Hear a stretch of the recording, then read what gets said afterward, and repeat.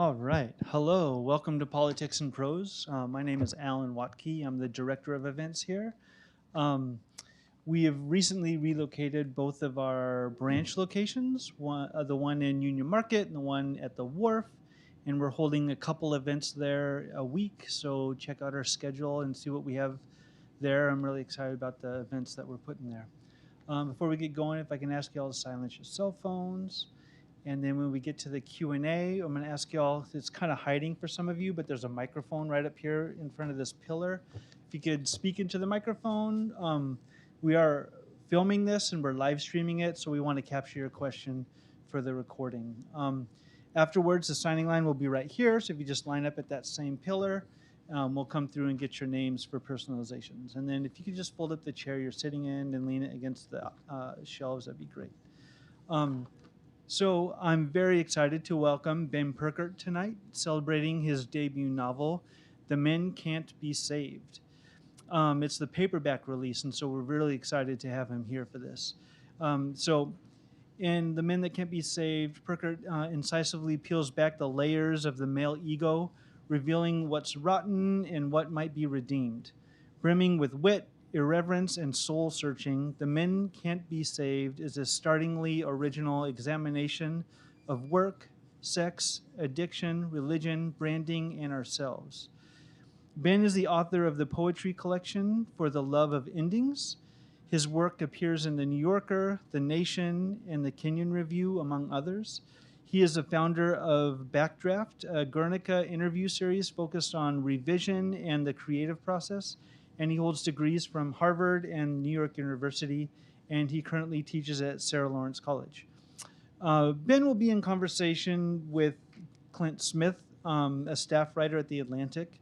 He is the author of the narrative nonfiction #1 New York Times bestseller, How the Word is Passed, A Reckoning with the History of Slavery Across America.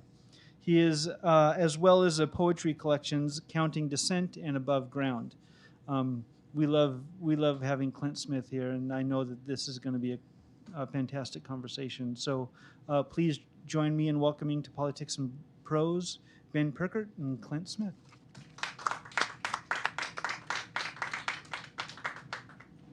Thank you so much. Hello, hello. Thank you all so much for coming today.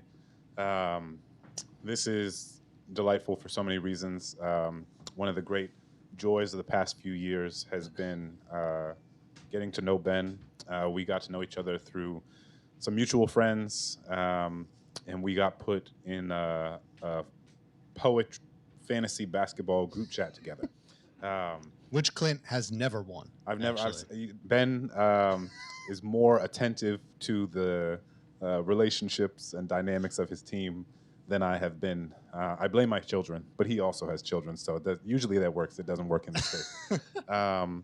And we just spent a long weekend with some of our dear friends and group chatters in the Catskills. And our tradition has become, we go to the Catskills, we get a house together, we play basketball, we all mourn the bodies we used to have, and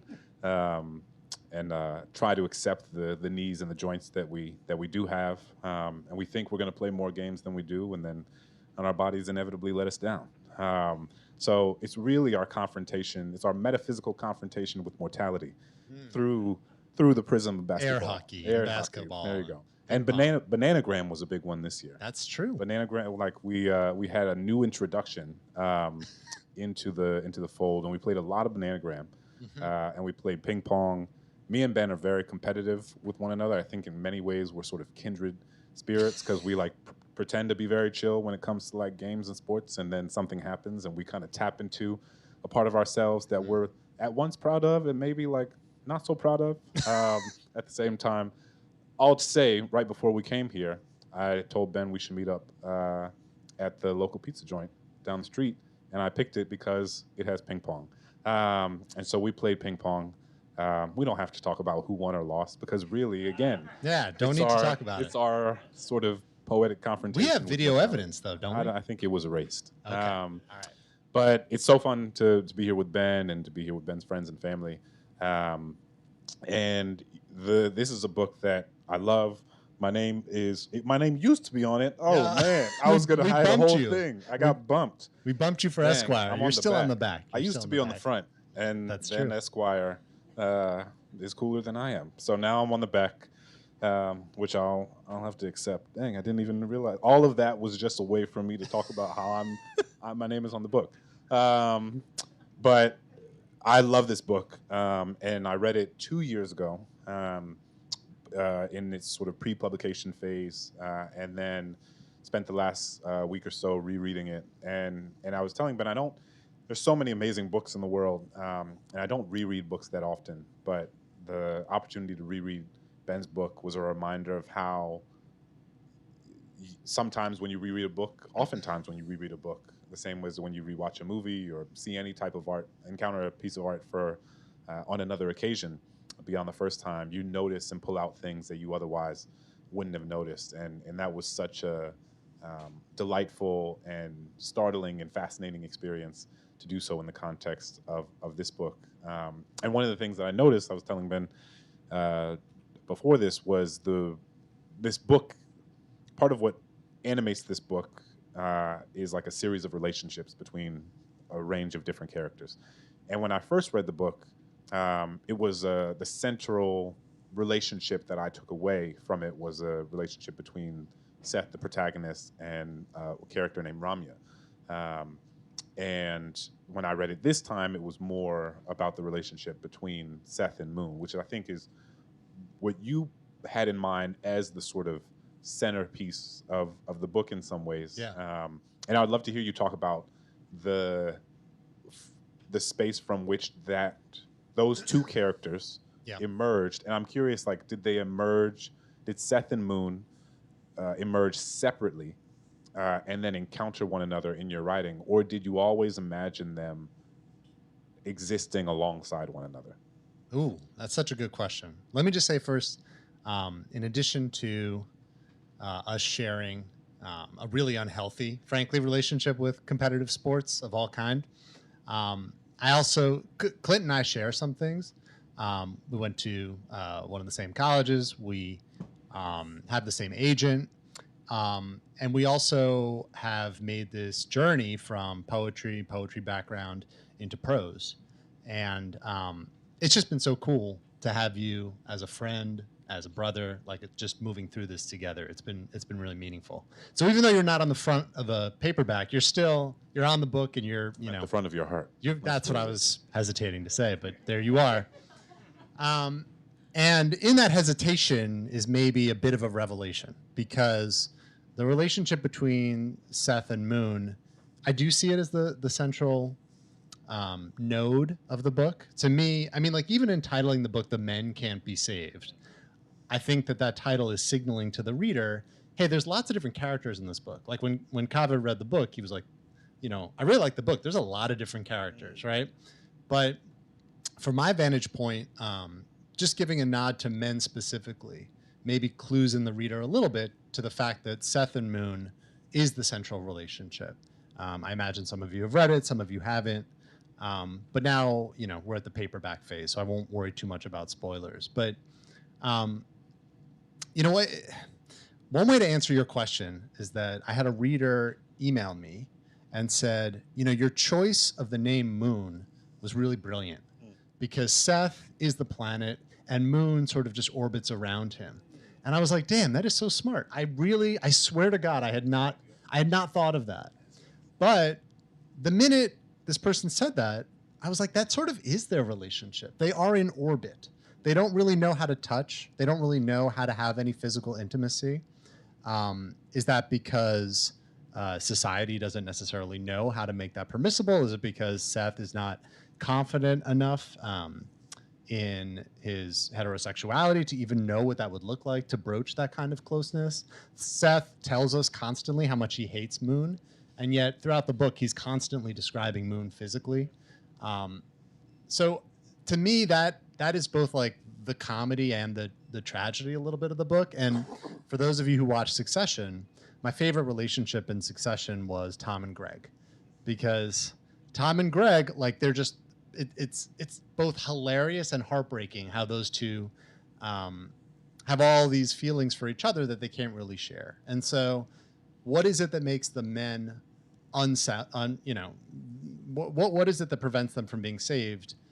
Maybe one answer to that question is an unwillingness or a lack of permission to be open about the range of emotion that they feel for one another. And to me, the Seth Moon relationship is sort of at the heart of that.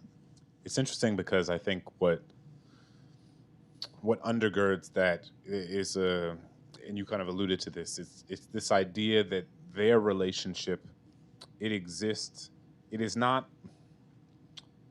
perhaps it is masked as an antagonistic relationship, but perhaps that is the way each of them, or at least the way Seth, since we're in Seth's head, the way that Seth sort of frames it in his mind, in part because he doesn't have the framework or the language with which to think about a set of feelings he might have for Moon that are more complicated than like platonic or queer or antagonistic or bro. Like it exists somewhere in almost like an undefined space. Yeah.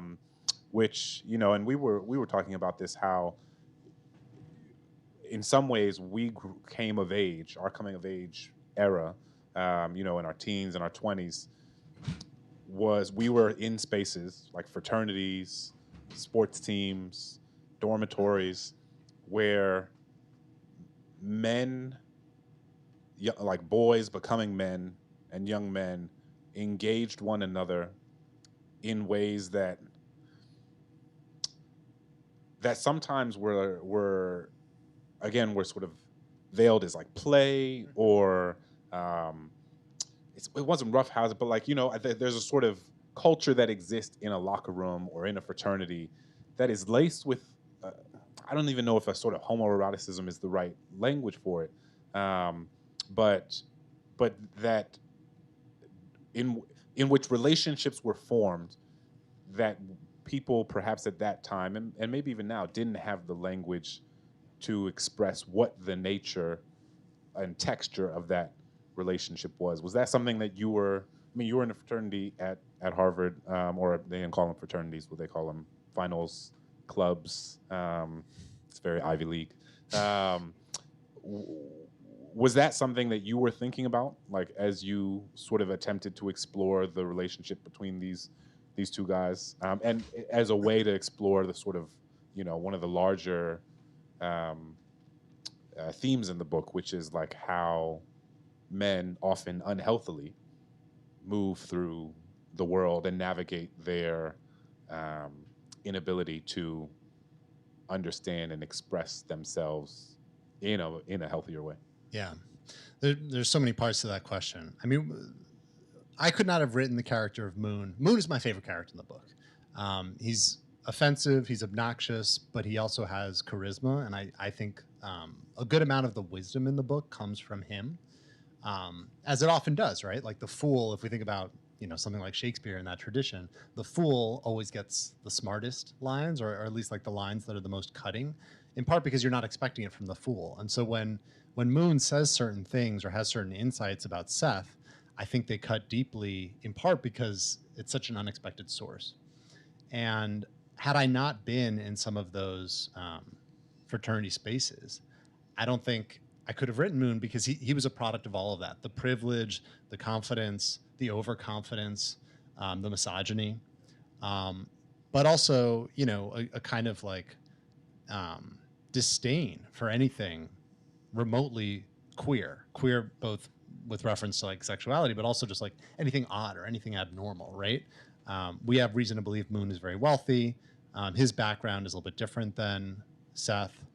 Jewish, from Columbia, Maryland, in fact, whereas Moon, waspier, and just sort of a different background altogether. But to what you were saying before, Clint wears many hats, does many amazing things. Clint is a huge soccer fan, was an incredible soccer player. And the reason he's like, he just whispered, that's true. That's trash talk, man. Oh, that's generous. I heard that's true, which I loved. But the reason I mentioned soccer is because I can remember watching the World Cup and just being blown away by the talent of the World Cup, but also these guys are touching each other. Like a guy gets tackled and the other guy helps him up, hugs him. You know, a guy scores a beautiful goal and he's like receiving kisses, right? Like it's just so intimate. And that's very foreign for me. Like the only sport, and I'm not a boxing fan, but I was always fascinated by that moment when you'd see two guys beating the living crap out of each other and they're so tired in like the 7th round. And they start to like almost like hug, like they fall. It's like it's beautifully tender. And then the referee, you know, like the referee's like, "Come on, boys, like knock it off," right? Like he just sort of comes in and intervenes, and then they shake away the fog, and it's like we're supposed to pretend that incredibly beautiful, intimate moment just never happened. But if you think about the sports, at least that come to mind, the sports with the most male touch are the most violent, right? Like it's boxing, it's like MMA, it's, you know, wrestling. And I think like I'm seeing this book with Magic Johnson on the cover, like Magic Johnson, Larry Bird. This is a classic like rivalry. They hate each other, right? But now you listen to their interviews and it is so clear the depth of love that they have. I don't just mean respect. Like Larry loves Magic. Magic loves Larry. Do you know what I mean? And so for me, Seth and Moon, we haven't gotten to a point yet where they can express anything other than antipathy, at least from the book is in first person. So Seth, you know, we get in his head how jealous he is of Moon. He wants what Moon has. He wants the girl that Moon has. He wants the job. He wants the title. But what we don't really get ever unpacked at all is like, why are these guys spending so much time together? If they really don't like each other, why does the book why does the moon keep orbiting in this way? One of the things that I loved about this book was how funny it is. And I was aware of how funny you were because, again, in the group chat, you like are full of the puns and the one-liners and like, you know, I'm a sort of like late night group chat recap person. So like the group chat happens all day and then I come and I sort of read everything at night. And so it's almost sort of novelistic to read the sort of nature of Ben's witticisms over the court from 8 a.m. to 8 p.m. Meanwhile, my wife is like, "Why are you on the damn group chat? Like, help me." But you're also, so the book is incredibly funny. You're also one of the most well-read people I know. I mean, you read just constantly. And I think it is very clearly one of the reasons you're such a good writer. But you read across so many different types of work and so many different types of work and so many different types of novels with very different textures, very different tones. When you set out to write this, did you know that it would be, as Esquire says, startlingly funny? Did you set out to write a startlingly funny book, or did the characters lead you in toward humor in ways that you maybe hadn't anticipated when you set out on the project? Growing up, I wanted to be one of two things. I wanted to be a writer or I wanted to be a comedian. The person who I admired most throughout high school was not a writer. I wasn't terribly well read. I mean, it's very generous what you said about being well read, but like to the extent that I've tried to expose myself to a lot of texts and different kinds of texts and genres, it happened late for me. I was not well read in high school. My mom is here. She can tell you that I should have spent more time reading books, but I spent a lot of time watching Robin Williams, and other comedians who I loved. But he in particular, there was like a freneticism. Like for those of you who watched Robin Williams and remember him and enjoyed him, he was always like just the buckets of sweat during his stand-up and the way his discomfort. I mean, he suffered with depression and addiction and a lot of different things, but I think what was most compelling to me, I mean, he was really funny, but like there was a desperation and like a flash of fear whenever that wave of humor started to quiet down. And you could tell he was like almost terrified to let the ball drop. He was terrified. On stage, you could see it. Yeah. Like, what would silence mean? It's a thing for him to reprove himself, to have to fill. And so he just spoke incredibly quickly, and it was incredibly witty and could kind of just riff, right? And I thought, watching him, this is someone who loves words in the way that I love words. I don't have his ability, right? I'm in high school, but I want to stay close to that. And poetry felt like the place to go for people who love words. And so that was really, like, a lot of people have different ways into poetry, right? Like, someone does spoken word, maybe they've got like political activism in their background, maybe they've got an arts background, maybe they're interested in surrealism. Poetry is it's a small house with lots of doors, right? So there's lots of different ways in. But my way in was the most literal. I just really freaking loved words. But one thing that I struggled with poetry, that I still struggle with, is it's really hard to bring humor into poetry. Poetry, even that word, poet, it's so solemn. It's so serious. It's so unfunny, right? It's almost like laughably unfunny. If you go to a party, you introduce yourself as a poet, people kind of like chuckle because it's So many connotations. Yeah, so it takes itself so seriously, right? And there are poets who I love who are very funny. Heather Crystal's really funny. Morgan Parker's really funny. But I felt like in my poems, that was not a muscle or it was not a part of myself that I knew how to bring to the page. And so you asked, like, what came first? Was it the characters leading me toward humor? I think it was my own desire to bring a little bit more of kind of who I am. And so Seth is not me, right? Seth makes a lot of bad decisions that I don't, condone. He has a lot of experiences that I have never experienced. But his voice fundamentally is sort of, it's my funny voice. Do you know what I mean? So I didn't have to, it was almost a way of, having not written a novel before, or even having really an extensive fiction background before, it was a way of limiting variables. I know Seth's voice. I can just write in that voice because it's very familiar to me. One of the, when you talked about Robin Williams, one of the things you brought up was addiction. And that is like a very consistent through line through the book. Addiction in all forms. There's characters who are addicted to pills, characters who are addicted to gambling, characters who are addicted to making bad decisions, who are addicted to people, in various people in different regards. Why did the novel? Because part of what I hear you saying, and I think we've talked about this before, is that, like, one of the things about the novel is that it is a container for.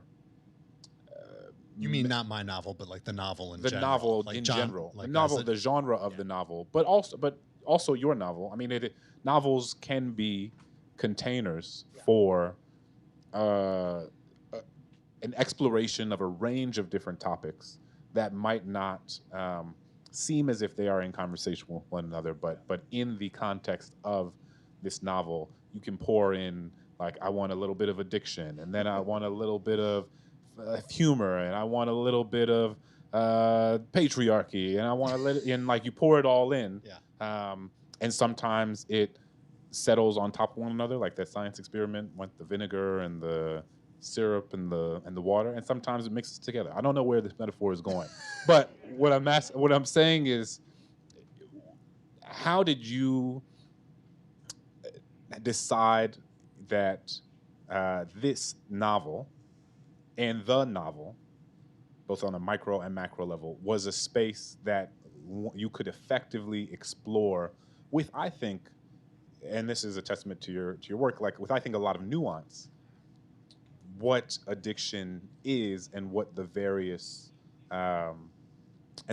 forms that it can take, right? Because I think even the people who struggle with addiction, there's a lot of humor around it, but there's also a lot of tenderness and empathy that's also a part laced through it. And so I'm curious, particularly in that context, in the context of addiction, how you went about thinking about how you wanted to write about it, and why what does it mean to write about addiction in a poem versus addiction in the form of a novel? Yeah. I keep asking you like 7 questions in It's good. one thing, but That's how you play ping pong. It's just a flurry of shots that I got to respond to them. There you go. It's interesting because, the notion that the novel is a container sort of presupposes or implies that, I sat down with a container and then the novel got poured into it, as opposed to writing the novel and then, almost like more like spilling a liquid on a kitchen table, and then it sort of like finds its own form. And now that's the container and it's happened organically. All this to say, I don't think I ever put down ingredients or had a list of ingredients and then I was going to mix them together. I was constantly surprised by what the novel revealed to me. So you didn't have you didn't know what direction it was going. No, Okay. no. And I think in some ways, there's pros and cons, right? Because you're an educator, a former educator. I teach in an MFA program. There's no right way to do it, right? Some people have an extensive outline and then they go write the thing. Other people like to fly by the seat of their pants. I know what for me works, and there are great writers, by the way, who do it both ways. There's really no right or wrong. But I do think that for individual writers, there can be a right and a wrong. And I know that whenever I have a predetermined theme or a political message, that is when my work does nothing interesting. When I sit down to the page with some degree of humility and openness, and let's see what's revealed here, that's often when things go in a more interesting direction. I'll give you an example. My main character is from Columbia, Maryland. I have family here. I spent a lot of Passovers in the Baltimore area in Columbia, Maryland. I didn't know that my character was going to be from Columbia, Maryland when I started, but as I went through the book, it kind of just truly revealed itself to me. For addiction, and this is fairly serious, I realized that I had a pill addiction in the course of writing this book. This book revealed that to me. I didn't have a pill addiction in the sense where I was buying pills off the street or something like that, but I had a prescription for an anti-anxiety medicine. I'm an anxious person, and I was abusing it. And I did not know that when I started this book. Through the course of writing this book and seeing my character's addiction, right? Because my character would argue he doesn't have an addiction. And then as the book moves along, it becomes really clear to the reader, I think, that he's got a problem. Well, I have to tell you, it was quite a bizarre experience as the writer myself to be thinking, well, holy shit, I'm writing this as fiction. I'm supposed to be making this up, but right now I'm talking about his withdrawal, and I'm not making this up. I know from whence I'm writing. This is from me. And that was an indication that, hey, I'm really excited about this novel. It's moving in some interesting directions. But also B, I need to think hard about this. And I need to make some changes in my life. And I need to have some hard conversations with some folks in my life. And so what a gift. If I had known, and this is where, even though I say both models are okay, I totally put my thumb on the scale, because I do believe that there is such a richness in not having that container when you sit down.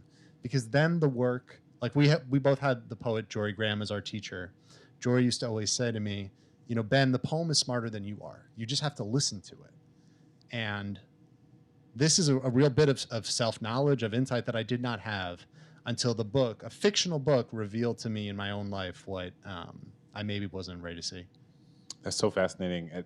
Do you think that process of revelation and self-realization, has that happened to you when you write a poem? Have you had a similar experience to that? Because to me, it seems pretty profound to be writing something, to recognize that the thing you are writing about is, because there's a different, I feel it's like an important distinction to make. There's a difference between being like, I have an addiction, I'm going to write a character who also has an addiction. Right. Versus what it sounds like you're saying, you are writing Seth as his own character. Yeah. Addiction becomes a part of his world, his life.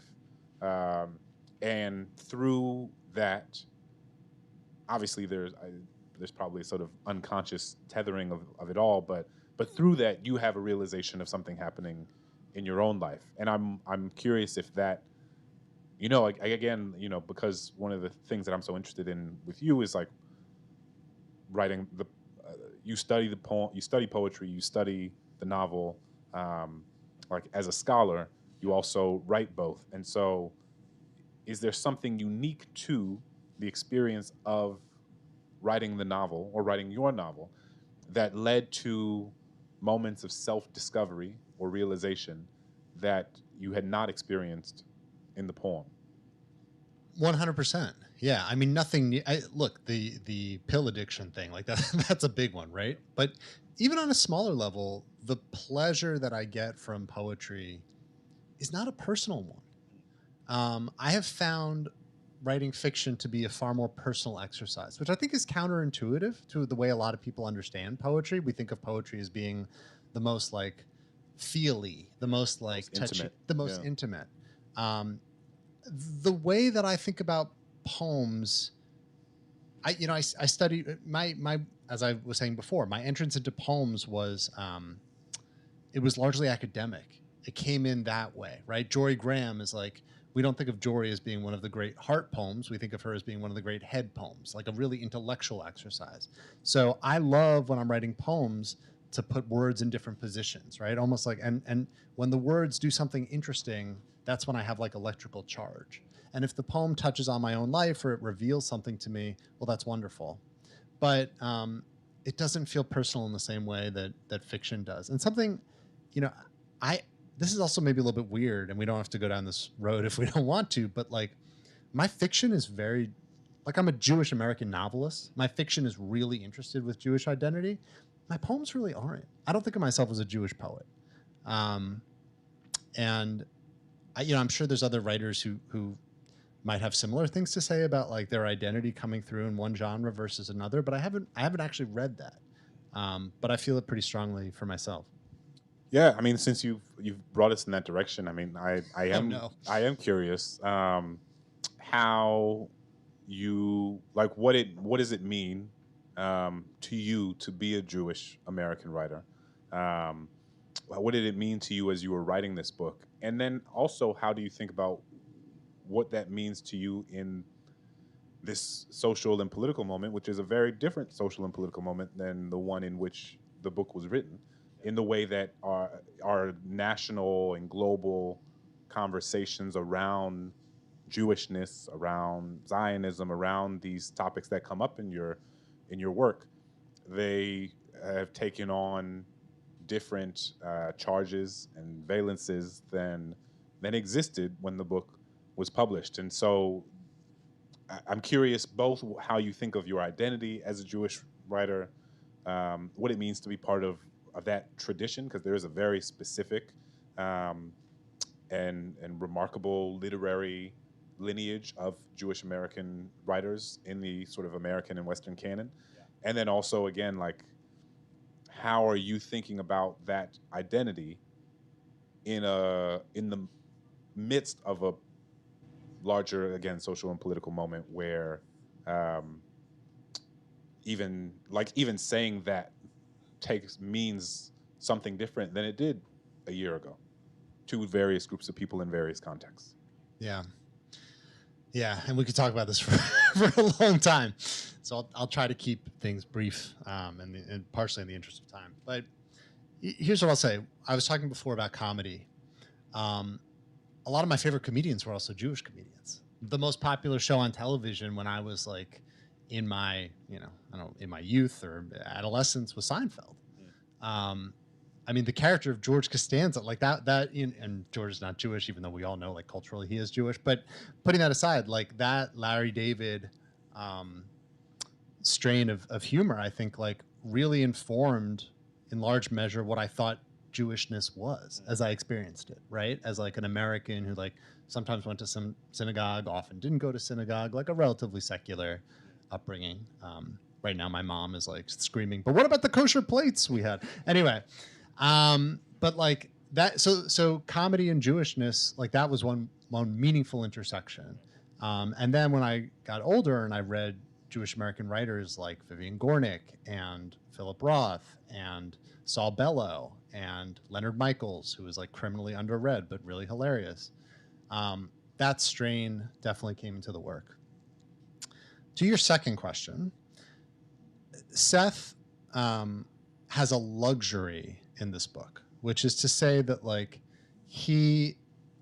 so for those of you who've read it or haven't read it, it's okay. Seth works at it. We haven't even talked about really the frame of the book, but Seth works at an advertising agency until he doesn't. He is the star, young, up and coming copywriter until he isn't, and he gets let go, and it's shattering for him. And so much of his brand, his personal brand, was working at this branding agency. And when he loses that, we really see him strain to figure out, well, like, what is my new label, right? And Jewishness is a convenient label. And he starts getting really involved with Chabad, and he starts like exploring, whether in a shallow way or a deeper way, you can argue, he starts exploring that Jewishness. But I guess what I'm saying is he has a luxury whether or not to move through the world thinking of himself as a Jew or not in the course of this book. And I do think that there are truly a million deeply important ways for us to think about in terms of the current moment, both with respect to Judaism and also more broadly. But I do think that there is like that ease of identifying as a Jew or not. I don't know that our current moment makes that possible in quite the same way. I don't know that you can move through the world. Seth is 26 in the book. I don't know if a 26-year-old Jewish American moves through the world with the same degree of nonchalance with respect to their identity. Seth can wear it or not wear it. This feels like one way in which things have changed. You mentioned we're 40 minutes in, and I'm like, we didn't tell anybody what the book is actually about. We're like Moon and Ryan. So sorry to everybody who has not yet read it. Also, if you haven't read it, you gotta get it together. But the ad agency is a very central conceit of the book, and you worked in advertising. And when we think about toxic masculinity and we think about advertising, we think about Mad Men. How much was that? I'm curious, maybe you could talk a little bit about your own experience in advertising and how much that informed the world of advertising that you depict in the book. And also, again, Mad Men is the sort of like, to what extent Mad Men in your experience is a distortion, a reflection of what you experienced, what you saw. Obviously, it's a different era. Yeah, how old do you think I am? Yeah, back in the 60s. But curious if you can speak a little bit more about why, again, to use the language of container, why the advertising agency, the ad agency, was a helpful container through which to explore a lot of these themes. Yeah. So it's funny because it dovetails really nicely. I worked as a copywriter at an ad agency, my first job right out of college. I graduated college in 2007. I got this job as a brand copywriter. None of my friends knew what that meant. A lot of them went into consulting or teaching or different things like that. It was kind of an odd gig to get. And then suddenly it wasn't, because Mad Men premiered in 2008. And so I went from having this job, like this sort of low-paying job that like no one really cared about, to like, I mean, not that most people care, but it was kind of like, oh wait, do you do Don Draper's job? Like, is that what you do? And I would sort of downplay it, but I was secretly like, ooh, that's exciting that they associate, you know what I mean? Like, what happened was, so there was this period where Mad Men was becoming really popular, and agencies and agency life was sort of under the microscope in this glamorous, but also, hey, isn't this problematic way? And then what happened next was the recession in 2008. And so I was at the agency when all of my friends were getting let go. And truly the only reason I kept my job was not because I was some wonderkin talent. I wasn't even as talented as Seth in the book, and Seth is not that talented. It was because I was paid so little, it didn't make sense for them to waste the time to fire me. And so something like 2/3 of my team, the verbal identity team at Interbrand, was let go. And all of that came into the book. But I think that one of the things about Mad Men is my colleagues and I, we would watch it, and we loved the show. It was hugely popular across the nation, but it was particularly popular among like the New York City brand marketing ad world. And we would watch the show and we would think, oh my God, it's amazing how much has changed, right? Look at how they use the slide projector. Look, like the technology was completely different. But the egos and the problematic workplace and the drinking culture and the drug culture and the misogyny and the racism, like a lot of that felt frankly very real to us. It didn't feel that far in the past. And that also felt, ironic given that the advertising world prides itself on being really progressive, right? Like on being an industry that is really ahead of the times. In many ways, absolutely, but in many ways, not so sure. You are, this book has been done for a few years now. You are now in the midst of working on a new project. Is the new project, to whatever extent you're comfortable thinking about or talking about that, you don't have to get into specifics, but I'm curious what the experience of writing a second novel is like relative to writing a novel for the first time. Yeah. And this is a good point for me to add that Clint is also, he's got a novel in his drawer that you haven't shown me, but I'm looking forward to. Will anybody ever see it? I don't know. It's right. It's there, but writing a novel is hard. It's like dude. Really, I started a novel this is being live streamed, so this is on the record, man. Here we go. I started a novel during COVID. Because everybody, so many people were like, it's COVID. I'm gonna learn how to bake sourdough. I'm gonna get a dog. I'm gonna write a novel. We were all just trying to make it. And so I was like, I'm gonna write a novel. And I started this novel, and I was like, and then I was just like, my worlds had been the world of poetry, and then the world of sort of narrative nonfiction journalism, and I was like, making stuff up is hard. In some ways, I think when I was younger, I was kind of naive, and I was like, oh, writing a novel, like, fiction's so easy. You just make stuff up. Like, a lot of, they went to a castle, there was a dragon, they had sex. Like, it was, but it's really, really hard and so humbling to try to write characters who are interesting and three-dimensional and real and have a plot that, like, makes sense and, like, propels the reader forward with any level of engagement. And so I don't know if this is something that I've been trying to do in a way that was meant to provide me with just personal, humility to navigate my life with, or if it will be something one day. But it makes me look at all my friends who write novels with such awe and admiration, because it is a really remarkable and difficult artistic feat to pull off. And so yeah, but writing a novel for the first time, I can imagine is a different experience. I wonder if it feels different. Now that you're like, okay, I've done this, I know how to do it. And even if it's not a novel that's tackling the same subject matter or issues, or maybe this next novel isn't funny, or maybe, but I wonder if it feels like, okay, like I've done the thing, so now it feels different. Or maybe it feels just as scary and uncertain and new as it did the first time. Yeah.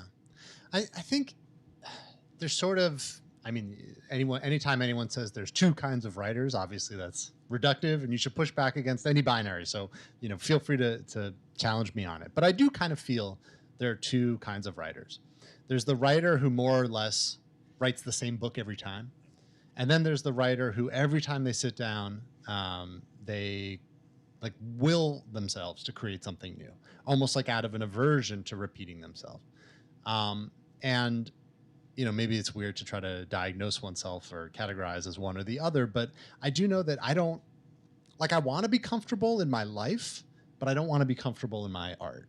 Do you know what I'm saying? I want a nice, comfortable desk chair that's like ergonomic, but I don't want to be writing the same novel twice. And, these lovely people, they don't need to read the same novel from me twice. They don't even probably need to read two, but be that as it may, I need to do something different. So like you asked, is it funny? No, and I won't share too much about it, but this new novel that I'm writing is not funny. This novel is such a first person novel. So I'm writing this new novel in third person. And that wasn't, again, to go back to the container thing, it's not as if I was like, mixing the pasta sauce or whatever and was adding third person, serious. I wasn't doing that. But I think that, that not knowing, like you said, writing a novel is hard. It is hard. And I think we talk a lot about spoilers for the reader, right? Like you as the reader, if you know what's going to happen on page 500, why are you going to bother reading the novel, right? You know what's going to happen.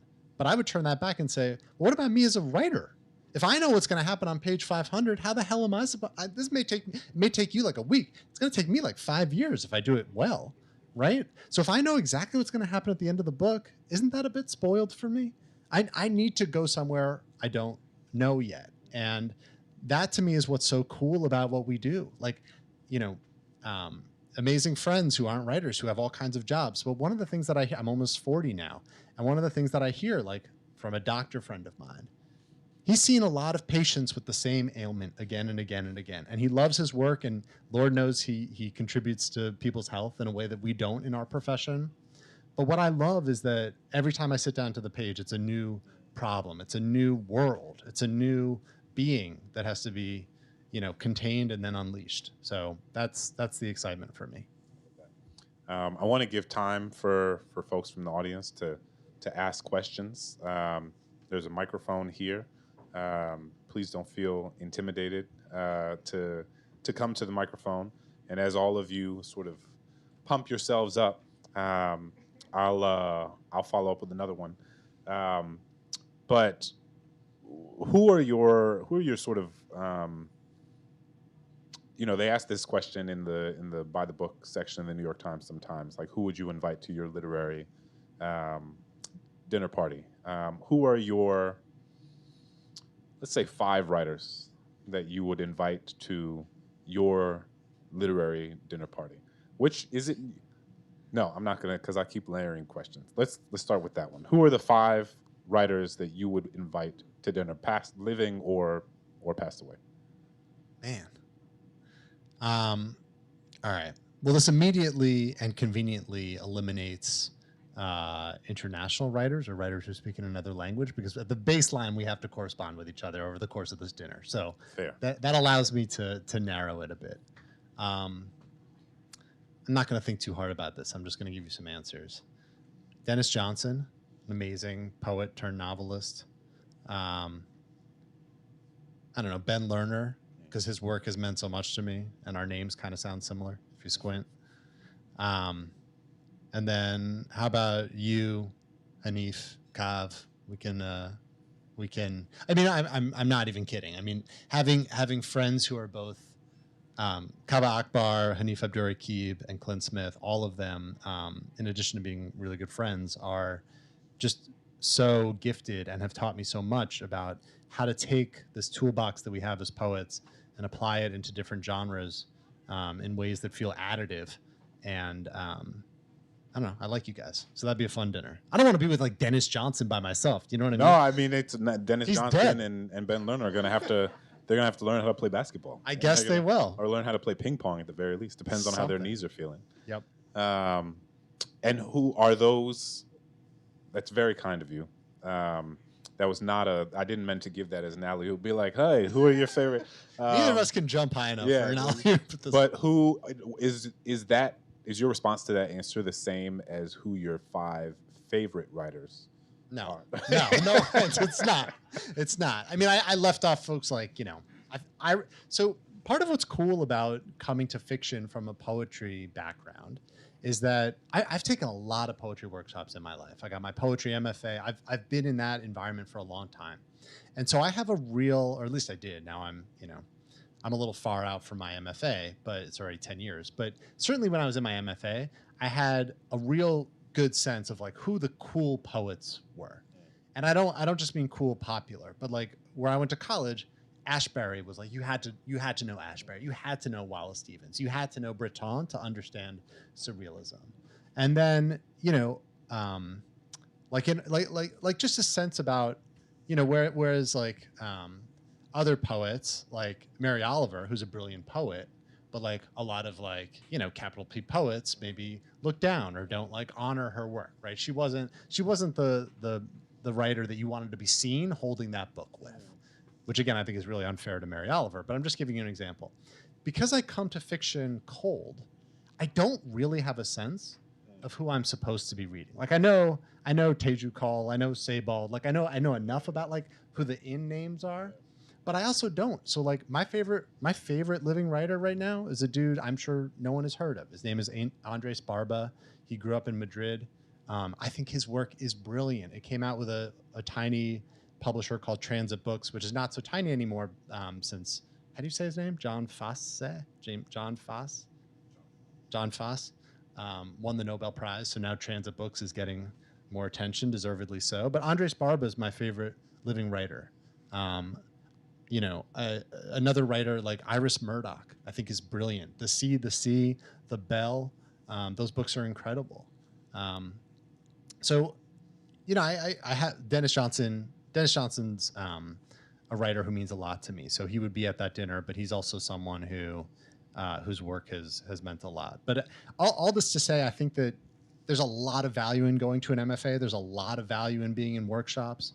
But there's also a kind of value in, I'm not a foodie. I just know food that I like and food that I love and food that I'll remember. And fiction feels that way to me.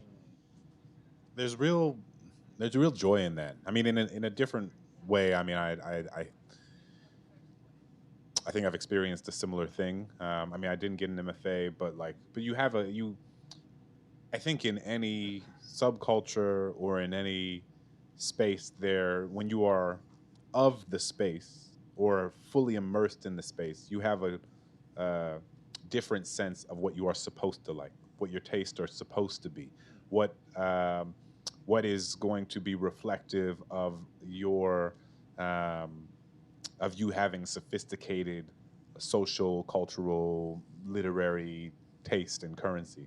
And then I think to your point, I mean, you put it beautifully, and then there's the things, I think about this in the context of food a lot, because DC has an amazing food scene, and, there's Restaurant Week, and so, but there are some places that people be like, man, this restaurant, it won the James Beard, award for this, and then I go, and it's this tiny little plate, and it costs $72 for and then you eat it, and it's 2 scoops, and it's pretty to look at, and I'm still hungry, and then I go get a piece of pizza, right, from Jumbo Slice, and so it is interesting to think about what it means, the inside or outsider nature of what shapes our tastes. And I think in fiction, I've had to remind myself, because I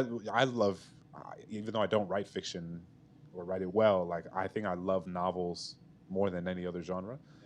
I also tend to read literary novels, which, there's the demarcation that's often made in publishing is genre fiction or literary fiction, which oftentimes is a false demarcation, but one is meant to suggest mystery novels, or the sort of beach novel, or the horror, the kind of thing. Maybe you pick it up at there are all sorts of novels at the airport, but maybe you pick an airport novel is the way people think about it, versus what was reviewed in the New York Times, this and that. And so my tastes tend to be shaped by the latter, but my television is very much the former. And then I have to remind myself, I'm well, you should go read, you love this TV show on Apple TV, Slow Horses, which is about spies and British spy. I love all sort of spy television and spy stories. And there's a show about what is it? The MI5? Is that what it's called? M15? M15? Clearly, I'm a deep connoisseur. No, but then I don't read the novels of the same sort of films that I like. But I think it is because I have been. Sometimes we are told as writers that certain types of work have more richer cultural or literary relevance, and so I have to be active in reminding myself to make sure that my palate is not singularly dictated by what the sort of cultural gatekeepers tell me is the most worthwhile, you know, things to spend my time on that front. Yeah. Yes. I think because of the video, yeah. Hi. Slow Horses, amazing show. So good. So good. I got to get on it. Apple Yeah. TV. Okay. They Worth do a it. terrible job at marketing their TV shows, but it's amazing. Now with you. Yeah, not with me. Apple TV, pay me. So it seems like you have a lot of really interesting insights about, you know, masculinity and the way that others interact with each other and their relationships. I'm curious if you have any personal revelations that you came to through this process of writing the book. Anything that you learned about yourself, or was there, I don't know, change in the way that you managed your own relationships or anything like that? Oh, it's such a beautiful question. Thank you for it. There's a lot of crises in this world of ours. And one of the crises that I feel like is starting to get written about more frequently, certainly in places like the Washington Post and the New York Times, is loneliness, the epidemic of loneliness. And particularly, though not exclusively, loneliness of men. And I'm at an age where it was really easy when I was in college, not necessarily to make friends, but to have friends. Do you know what I mean? There were spaces where we could intersect. So much of college was designed, right, for like, you know, you work out together, then you go to a cafeteria together, then you eat, you know, all those things. And as you get older, I shouldn't say you, as I've gotten older, We're the same age. maintaining friendships, but particularly male friendships, is hard. And I think that seeing, and this goes to what I was talking about earlier, like seeing Seth and Moon reach for each other while at the same time kind of pull back and not have language for that, it kind of broke me. But it also made me want to dig into it. It's for me, it was the propulsiveness that carried me through the book, because I don't think I would have. I'm trained on poems. Like, I'm a sprinter, not a marathon runner. You know what I mean? And I wouldn't have gotten to the end had I not been interested in seeing where that went. So I don't know if that totally answers the question about personal revelation, but I do think that it was something that it was an example of the page reflecting a part of me back. Cool. Thanks. Thank you. Hi. Yes. Hi, would you kindly repeat what you said about Mary Oliver? Sure. Where I went to do my graduate study, and even where I went to do my undergraduate study, I felt that there was a real marked distaste for certain poets who were deemed cruelly and wrongly, in my opinion, to be not maybe as intellectual, to be more poets of the heart than opposed to poets of the head. And so that there was this preference for, and it's reductive to even talk about poets this way, but there might have been a preference for someone like a Wallace Stevens over someone like a Mary Oliver. And I think, by the way, that is changing, and that we're starting to see just far more diverse in every conceivable direction, appreciations for poets who might on the surface seem more narrative, but who have tremendous wealth and tremendous diversity within their own work. So I found it sort of offensive, and at the same time, I think it was the water that I drank from a little bit, and it kept me from loving like, I love the poet Phil Levine. I remember going to a Joy workshop and bringing in a Phil Levine poem, and Joy loved Phil, but the other kids in the class, I mean, Phil Levine writes about working in like like Detroit and like the auto factories. And it was just like a really blue collar. It's not my experience, but I just really, I loved Phil Levine. And I sort of was made to feel like a little bit of an idiot for liking Phil Levine, because he wasn't an Ashbery. He wasn't an intellectual. And so it's only now, really, when you're 22 and someone says that, you're like, okay, I guess I'll sadly put this book away and I won't read it in front of other people. But, if you keep at this writing thing, you gain confidence in different directions. And so I would love to be seen at a coffee shop with a Mary Oliver book in my hand, because I love a lot of Mary Oliver poems. She's not my favorite poet, but I love a lot of her poems. When I was 22, I don't think I would have done that. Yeah, thank you for the question. The the very last thing I'll ask before we finish up is we both have young kids, and I'm curious how being a father has shaped or changed or dictated the way that you write. Like, what is the relationship between fatherhood and being a writer for you? Oh, man. Let me give you the non-sentimental answer, and then I'll give you the sentimental answer. One of the things that I'm constantly aware of with my son is that I am baiting him in a way that does not feel that different from how I am baiting my reader. Let me give you an example. My son's name is Emilio. Emilio, do you want to watch 5 minutes of TV? Yes. Okay, you got to go brush your teeth, right? Go brush your teeth, and then afterwards, there'll be TV. After TV, we're going to have dinner. Emilio, do you want to have dinner? Yeah, I want to have dinner. All right, but what you really want is the alfajor that I bought from the Argentine bakery down the street, right? So you got to have dinner first to have it. And as someone, again, who doesn't have a really deep fiction background, I mean, I read a ton of novels, but I haven't taken the classes, right? You learn so much about plot. What am I doing? I'm plotting him right now.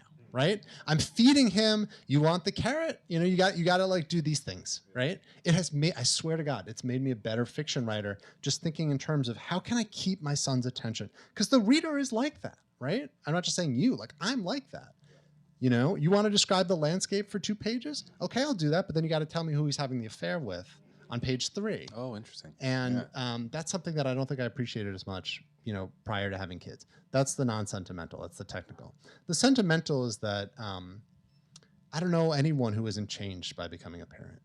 I don't know anyone who doesn't at times lose their temper. I don't know anyone who doesn't become more patient. I would like to think on some very basic level, it's made me a worse writer because I have less energy. That's the honest truth. I have less energy. But what I hope that I've gained is just a better capacity to listen, to empathize. And also the beautiful thing, among many beautiful things of having children, is you see the world anew. We have a view, we live in Jersey City, we have a view of the Empire State Building. It was a sunset, and my son looks out the window and he goes, "It's a rocket ship." I was like, "Well, what do you mean it's a rocket ship?" He's like, "Well, look at the sunset clouds. They're all red, and it looks like red smoke and fire. Then the Empire State Building's like a rocket ship going into space." That's a better metaphor than like you or I could make. Do you know what I mean? But a kid sees that. And I'm not out here to like steal my kids' metaphors. But what I am trying to cultivate always is like, you know, that idea of like the beginner's mind, right? Like to see the world. What does Louise Glick say? Like you see the world once in childhood, the rest is memory. So, you know, let's get back to that. On that beautiful note, everybody please give a round of applause for Ben Purkert. And if you have not purchased the book, please don't be the person that comes to the book talk and doesn't purchase the book. It's a beautiful book. I may not be on the front anymore, You're on but the back. don't let that stop you. Yeah, thank you, everybody.